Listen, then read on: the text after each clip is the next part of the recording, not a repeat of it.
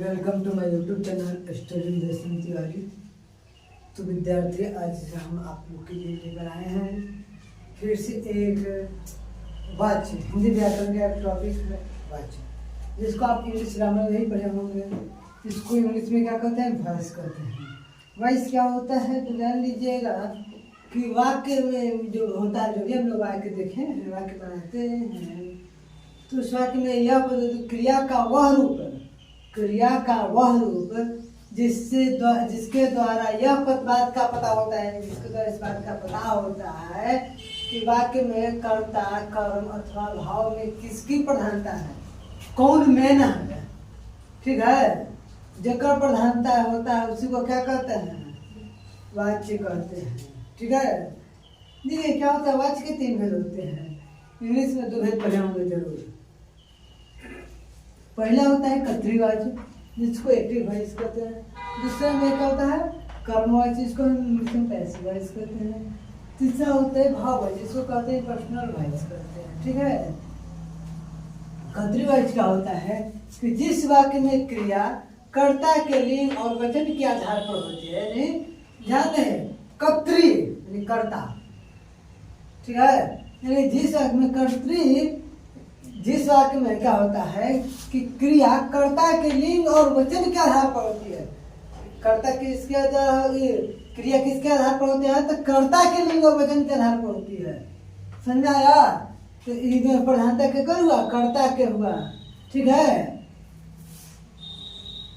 कर्ता के लिंग और वचन के आधार पर हुआ, तो इसी को क्या कहते हैं? कर्तृवाच्य कहते हैं। जैसे श्याम पपीता खाता है, पपीता जो है उसको खाने का काम कौन करता है? श्याम करता है। ये प्रधानता श्याम क्या है। ठीक है, इस वाक्य में अब कर्मवाच्य क्या होता है तो जानेंगे कि कर्मवाच्य जिस वाक्य में कर्म की प्रधानता होती है। ठीक है, इस वाक्य में कर्ता की प्रधानता होगी, इसमें कर्म की प्रधानता होगी। ठीक है, अब देखिए इस वाक्य में कर्म की प्रधानता होती है, अर्थात जिस वाक्य में क्रिया कर्म के लिंग और वचन के आधार पर होती है। किसके आधार पर होती है? कर्म के आधार पर होती है। तो देखिए क्या होता है, कर्म के लिंग और वचन के आधार पर होती है। क्या बनाते हैं आप लोग? पढ़ाते हैं? वेट कीजिए, बैठिए। क्या होता है कि लिंग और वचन के आधार पर क्या होता है, किसके आधार पर होता है? कर्म के आधार पर होता है।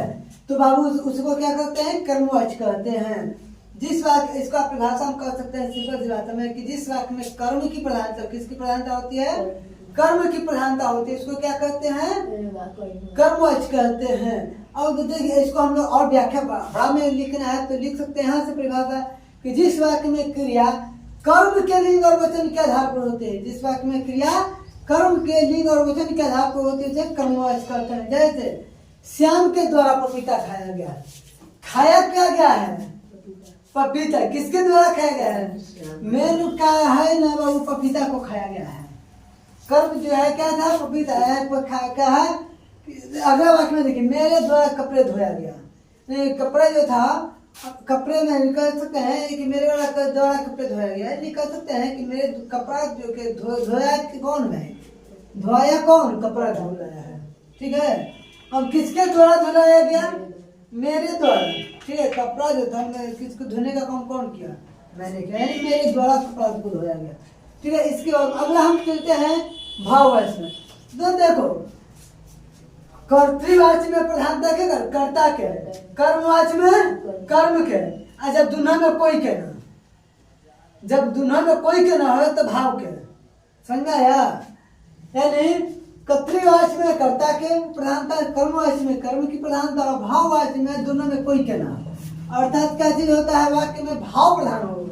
ठीक है, वाक्य प्रभाव प्रधान होता है, उसे क्या कहते हैं? भाववाच्य कहते हैं। जैसे उससे चला नहीं जाता है, अब उसका भावना क्या है कि चल नहीं पा रहा है, एकदम सुपर सुपर से चल रहा है, अब चला नहीं जा रहा है। अब जाए मान लीजिए क्या शब्द ऐसा आप लोग कभी कभी करते होंगे कि आप लोग बतिया रहे होते हैं, देख लेते हैं उधर से कि सर आ रहे हैं, चल सर आ रहे हैं, पढ़ा जाएगा। यानी भावना क्या हो गया? पढ़ने की भावना आ गई यहाँ पर कि सर नहीं थे तभी तक ले बतिया लिए, सर आ गए तब क्या करना है?